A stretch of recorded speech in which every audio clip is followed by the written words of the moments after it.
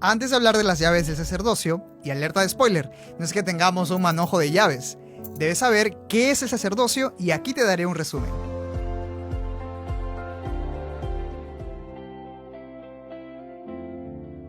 El sacerdocio es el poder y la autoridad que Dios otorga a los mortales para que actúen en su nombre al dirigir la iglesia y realizar importantes ordenanzas como el bautismo. En tiempos del Antiguo Testamento, solamente los levitas podían ostentar el sacerdocio. Hoy en día, todo hombre digno y miembro de la Iglesia de Jesucristo puede recibir el sacerdocio. Aquí es donde debo aclarar que no se recibe el sacerdocio leyendo la Biblia o estudiando teología, o inclusive por creer sinceramente en Dios. Tal como dice Hechos capítulo 8, ciertamente es algo que no se puede comprar. Para recibir el sacerdocio se tiene que ser ordenado por alguien que ya posee ese sacerdocio, creando así una línea de autoridad sacerdotal que redirige directamente a Jesucristo. Ahora, para contextualizar mejor, recordemos que en el Nuevo Testamento Jesucristo escogió a los 12 apóstoles, los ordenó dándoles el sacerdocio y por consiguiente los apóstoles ordenaron obispos y otros líderes para ayudar en la rápida expansión de la iglesia. Está muy claro que había una jerarquía de líderes en la iglesia primitiva y parte de aquella jerarquía estaba basada sobre los que conocemos como las llaves del sacerdocio o como mi amigo David Snell le gusta decir, los permisos del sacerdocio. Y aquí usaré un ejemplo. Yo soy un poseedor del sacerdocio ordenado, por ello tengo poder y autoridad para realizar ciertas cosas como otorgar bendiciones del sacerdocio a miembros de mi familia. Pero hay otras actividades que solo puedo realizar cuando son autorizadas por el líder que posee las llaves del sacerdocio o los permisos sobre esas actividades. Me gusta pensar que el presidente Russell M. Nelson y yo poseemos el mismo sacerdocio, pero él está autorizado para dirigir la iglesia porque él posee dichas llaves. Él tiene ese permiso de sacerdocio, yo no lo tengo. Por eso es importante entender lo que el sacerdocio es, pero también es vital que entendamos ese concepto sobre las llaves del sacerdocio también. Y una vez más, para argumentar lo que estoy explicando, veamos lo que tiene la página de la iglesia para decir. Las llaves del sacerdocio son los poderes para presidir sobre y directamente la iglesia dentro de su jurisdicción. Las llaves usualmente se aplican sobre un área geográfica, tal como un barrio, una estaca o una misión.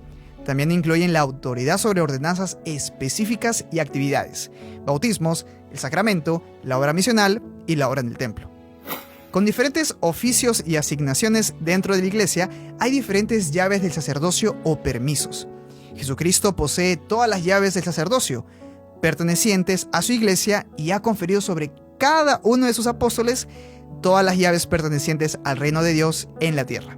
El presidente de la iglesia es la única persona autorizada sobre la tierra para ejercer todas las llaves del sacerdocio. Después de la muerte de Cristo, Pedro se convirtió en el nuevo presidente de la iglesia y sostuvo todas las llaves necesarias para dirigir la iglesia entera.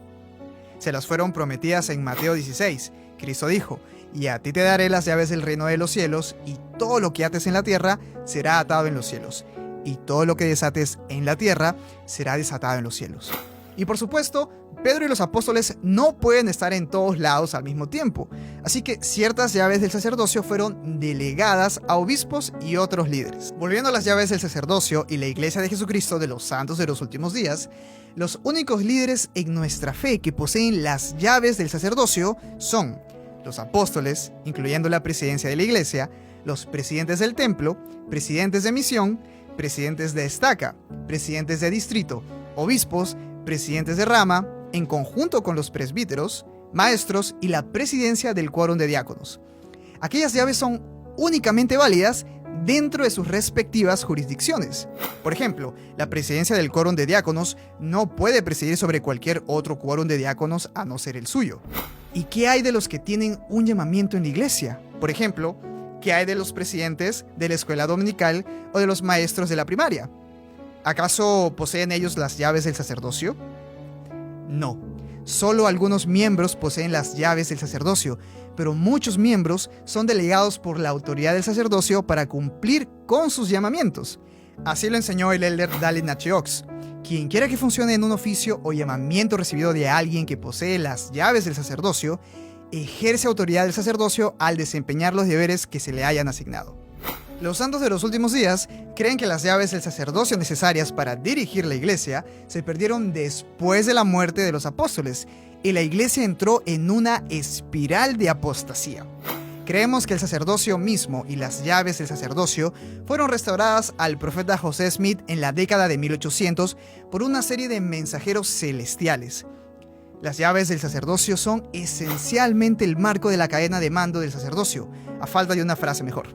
Las llaves mantienen organizada la administración de las ordenanzas del Evangelio, y las llaves ayudan a mantener organizados a los miembros en sus unidades, quórumes y llamamientos. Listo, chicos, ahora ya sabemos la diferencia entre las llaves del sacerdocio y el sacerdocio en sí, y lo importante que es saberlo. Cualquier pregunta, déjalo aquí en los comentarios y nos vemos en un próximo episodio de Fe y Creencias. No se olviden de seguirnos en todas nuestras redes sociales como masfe.org. ¡Hasta luego, chicos!